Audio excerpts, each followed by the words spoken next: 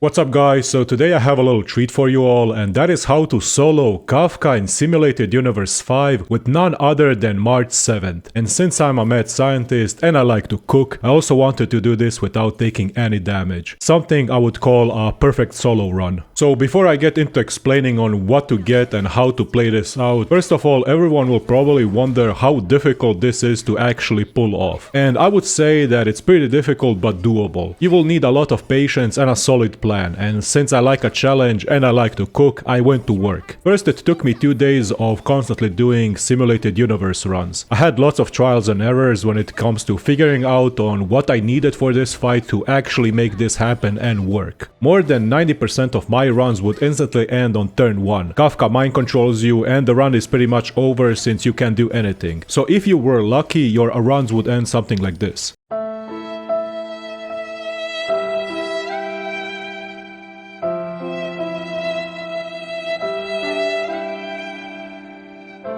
And the other 10% of the runs Kafka would mind control you, and even if you had good shields and healing, you would just end up in a never-ending loop of Kafka mind controlling you, attacking you, she would stack her damage buff and you would heal back up, she would mind control you again and repeat until infinity without you ever having the ability to get your turn back and actually play the game. So it would end up with you either waiting a good 10 minutes before she ends you or accept defeat and end the simulated run manually. So the main problem was on how to avoid getting mind controlled, especially mind controlled in turn 1, but also having good enough shields and survival, and being able to do damage to her, because without damage we can't defeat her. So those are 3 problems. So let's start with the first problem, and that is the mind control. To avoid mind control we would need effect resistance. Effect resistance gives your character the ability to resist crowd control effects, and in this case the main problem, as I already stated, was the mind control. So the main 3 ingredients for Kafka we needed were these 3 buffs in our simulated universe run. Since my March 7th is way slower than Kafka in terms of speed, I instantly needed to have a shield applied at the start of the fight. And this is where this little thing comes in handy, where it gives us a shield equal to 16% of our max HP right at the start of the battle. But the main reason we wanted this is so we could get a big fat 36% effect resistance on our March 7th, since she instantly starts with a shield. My March 7th has a base effect resistance of 19%, so combining that with this effect resistance of 36%, we get a nice number of 55%. I honestly don't know why, but this seemed to work since my March 7th would never get mind controlled with this much effect resistance. Also, you will always want to upgrade this buff since without it, it only gives 24%, and that is not good enough.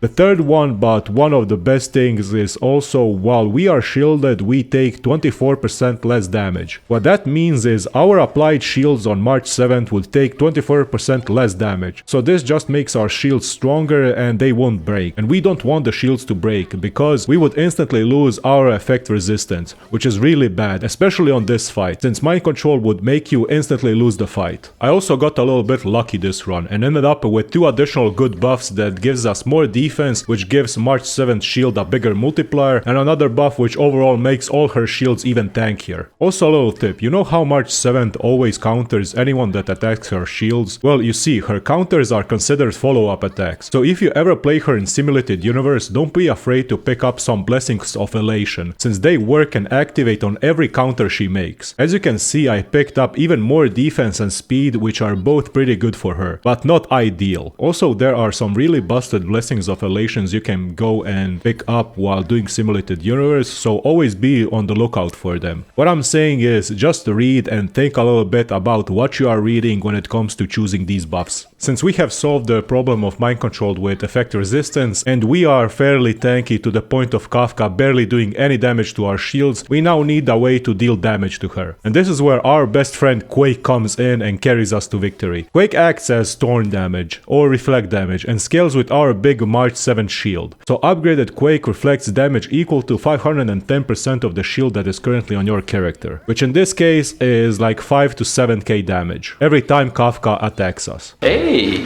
that's pretty good.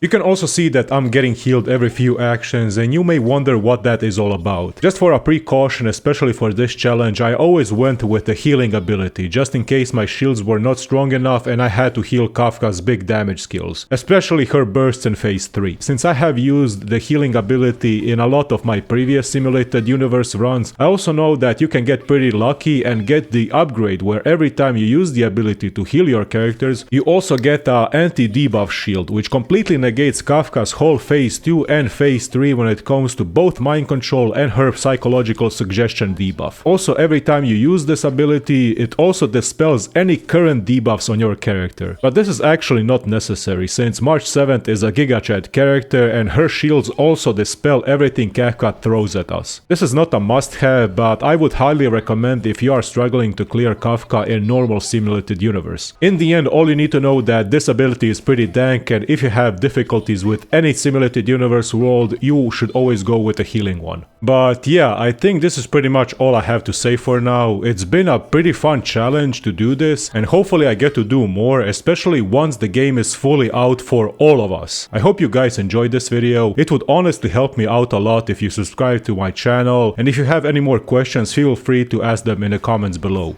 I will show my full build for this run at the end of this video, so you can see everything that I had for this run. Thank you all for watching, and as always, see you guys soon.